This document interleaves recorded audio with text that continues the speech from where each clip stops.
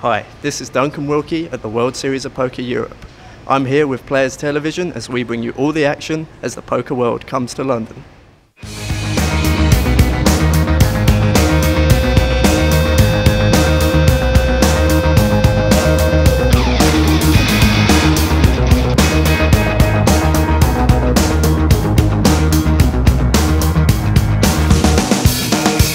Hi, this is Duncan Wilkie reporting for PTV.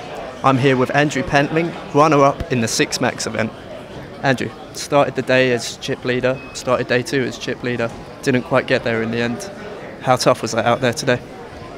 It was pretty tough today. There was a moment in time where things were going along really smoothly until I got to heads up and I hit a couple road bumps.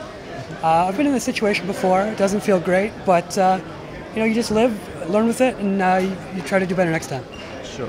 Were there any key hands on the final table that you thought really shaped the way things went, particularly heads up with Phil? Particularly heads up with Phil, there were some key hands. There's one hand where he actually made a good bluff because it worked. I had a very good read on Phil, which makes it frustrating. And I don't typically put much merit in live tells, sure. But as I was staring at him, his pulmonary artery in his neck was just going completely nuts. But it's very atypical for Phil Locke to make a big bluff. So I was torn, going with my read, which is that he never bluffs virtually, or going with my physical read, which is he's bluffing. I chose the former, and to my detriment, he showed a bluff. That was really my chance to win a bracelet.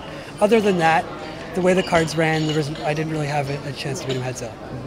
And there was a particularly big pot where Phil flopped two pair with 7-6 suited. You got in on the turn with middle pair and a flush draw, I believe. Right. What was the thinking behind that? Was it a simple pot odds consideration, or what were the factors in that hand? Well, exactly what I talked about with the physical tell with his bluff. Phil plays high stakes poker, and he's very good under pressure. But under this amount of pressure, playing for a bracelet, his neck was really pulsating, and again in that hand, he was very nervous. He wasn't confident with his hand, and I just made a read on that. So I decided to move in with a gut shot to the straight flush and a pair. Unfortunately, I was somewhat right with my read in that he wasn't completely confident with his hand, but he had a better hand than I did, and he was able to call and won a large pot. Now, obviously, with your cash for runner-up, that's still a significant amount of money. Are you going to be playing more tournaments here at the WSOPE now, or were you going to anyway?